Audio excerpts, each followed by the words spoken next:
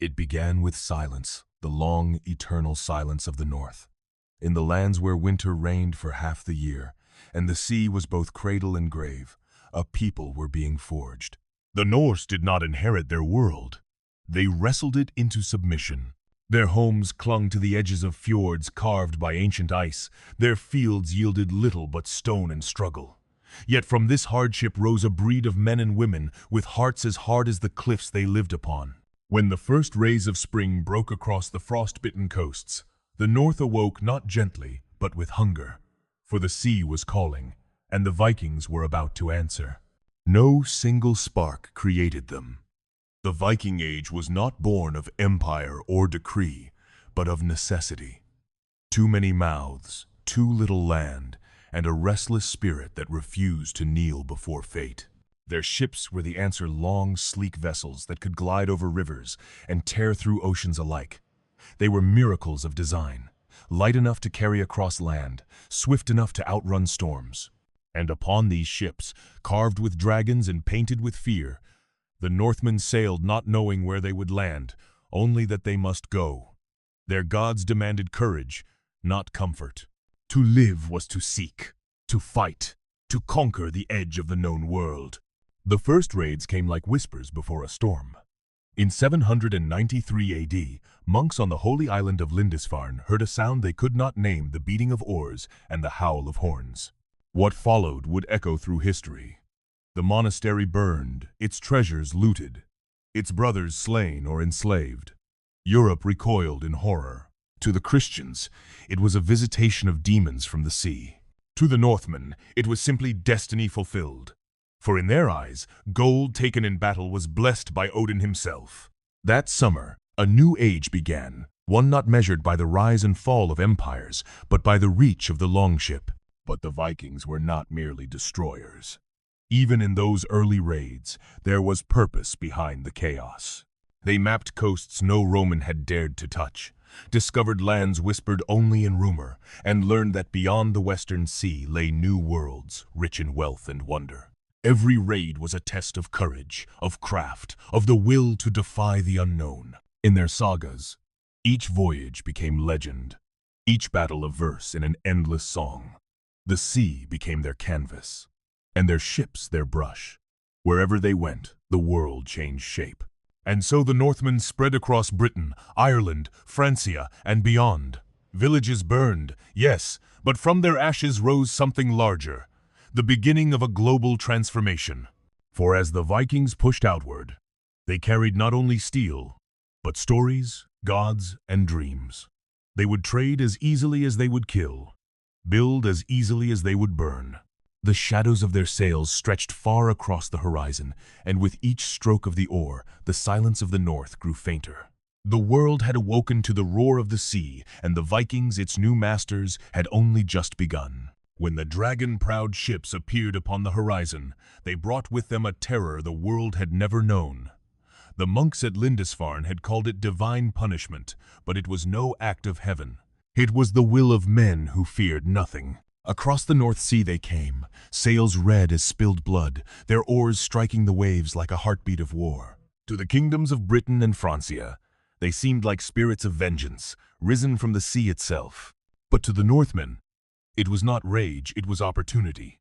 Every shore, every river, every monastery was a door waiting to be broken open. The storm had begun, and its name was Viking. The raids grew bolder with each passing year. The rivers of Francia became highways for conquest. Paris itself was besieged. The great city, thought invincible, watched helplessly as men from the mist demanded ransom in gold and received it. In the British Isles, kingdoms fractured under their blows. The Anglo-Saxon kings fought bravely, but courage alone could not stand against men who lived and died by the sword. The Vikings struck where least expected, vanishing as quickly as they came, leaving only ashes and fear behind. Yet for all their brutality, there was method in their madness. They did not destroy for pleasure, but for gain. Wealth, land, and renown were the true gods of this age. But the storm did more than devastate, it transformed. The Vikings began not only to plunder, but to stay.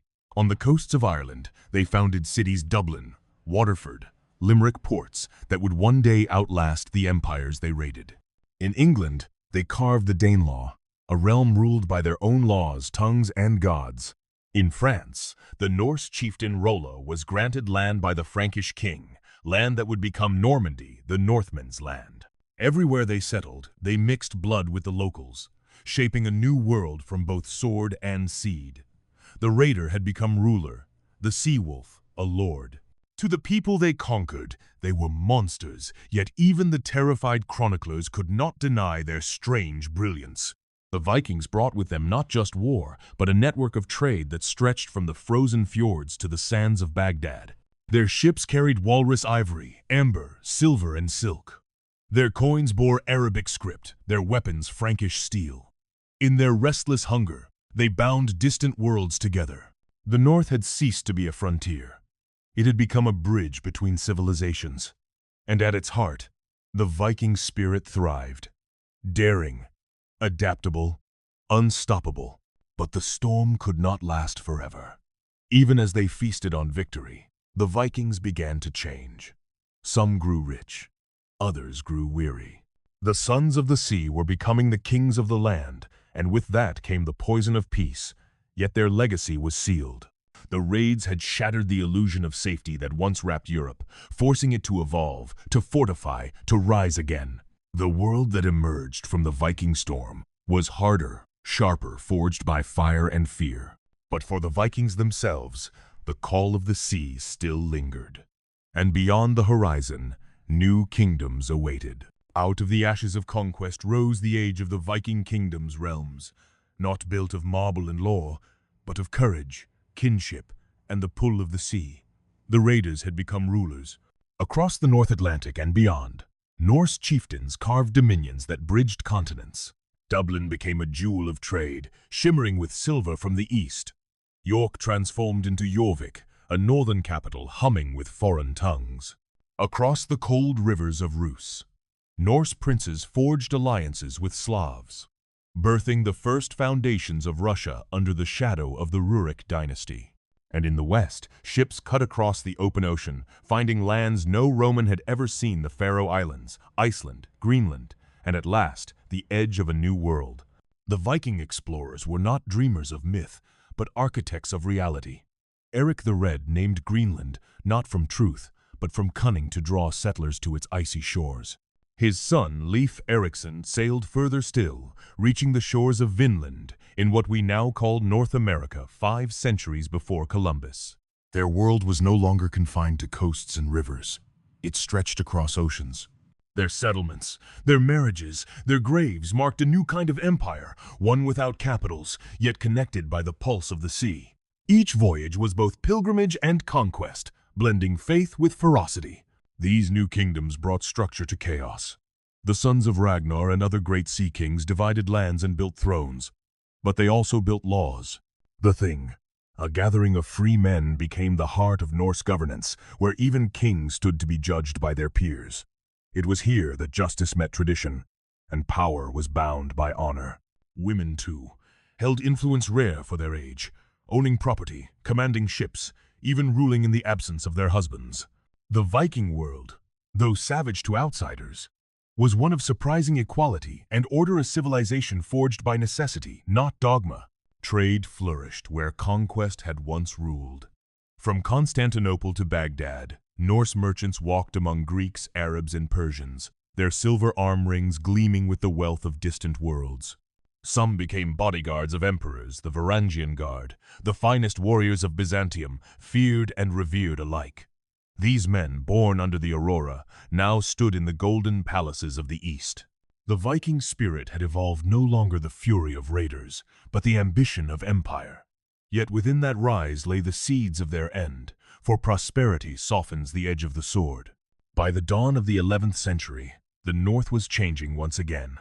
The Viking kingdoms were no longer the wild frontiers they once were. Stone replaced timber, crosses replaced runes. But even as faith and politics reshaped their world, the essence of the Viking endured in their ships, their laws, their restless hunger to explore. The age of the Sea Kings had reached its height, yet far in the horizon, the winds were shifting. A new struggle loomed, not of gold or glory, but of gods.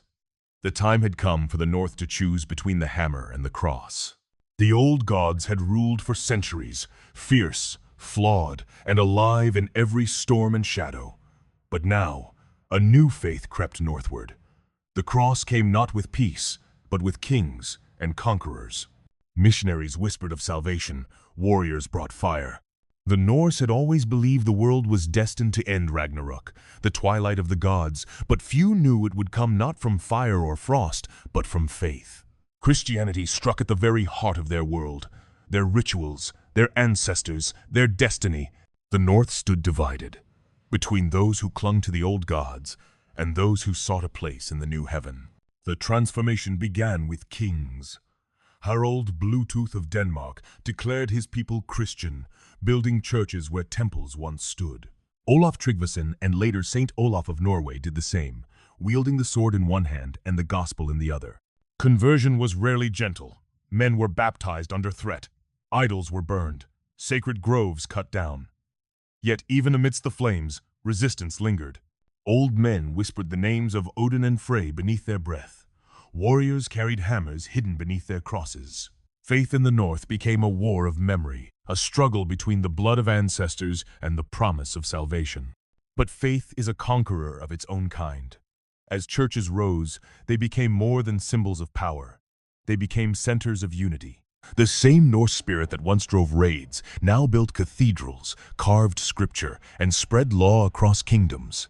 The hammer had forged their strength, but the cross gave them endurance. In time, the two blended Christian saints, dressed in the courage of Norse heroes. Holy oaths spoken in the rhythm of the sagas. The new faith did not erase the old. It reshaped it, tempered it in iron.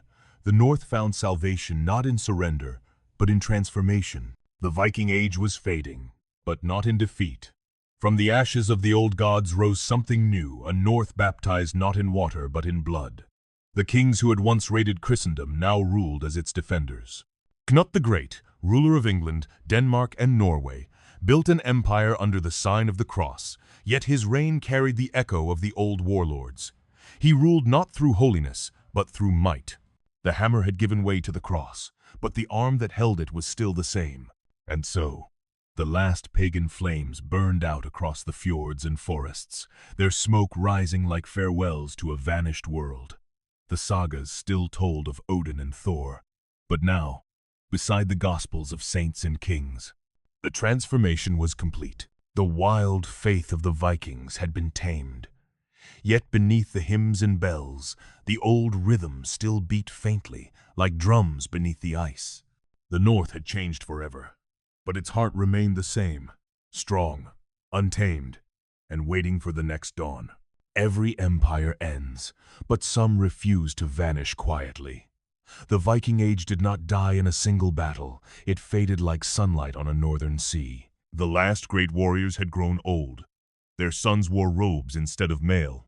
The world they had created, once vast and wild, now belonged to kings and priests. But still, in the cold mists of Scandinavia, echoes lingered songs of old voyages, of heroes who crossed the ocean with nothing but faith in their fate. The North had become peaceful, but peace is never eternal. The memory of the sea still stirred in its people's blood. Yet, even in their twilight, the Vikings had changed the world beyond recognition. The kingdoms they built shaped modern Europe. The laws of the thing became the roots of democracy. The trade routes they opened connected continents long before the age of discovery. Their descendants would lead crusades, build empires, and carry their restless spirit into every frontier. The Viking was gone, but the explorer remained. The warrior was gone, but the dreamer endured. Time, however, has a way of softening even the fiercest stories. To later generations, the Vikings became both myth and mirror symbols of freedom, of defiance, of the untamed human will. They were no longer simply raiders or kings. They were the spirit of the North itself, proud, fearless, eternal. The sagas preserved their names, but it was the sea that preserved their essence. Each wave that breaks upon the cliffs of Norway still hums with their ghosts. Each northern wind carries their whispers across centuries. In the ruins of their halls, beneath the earth where their ships were buried, the past still breathes. Archaeologists uncover silver from Baghdad, silk from Byzantium, bones scarred by war and faith. Each discovery is a whisper of who they were, men of contradictions, brutal yet poetic, violent yet visionary. The Vikings were never just conquerors, they were creators of worlds. Their twilight was not the end, but the beginning of something vast, the awakening of the North into history itself. Now, when we look out over the dark northern seas, we see more than water and wind, we see the reflection of those who came before us. The shadows of the Viking sails have faded, but their journey never truly ended. Their courage, their hunger, their defiance, it still flows through our blood, through every age that dares to dream beyond the horizon. For the North taught us that no world is too distant, no storm too great, no ending truly final. Because the past is never truly gone, it's waiting to be reborn.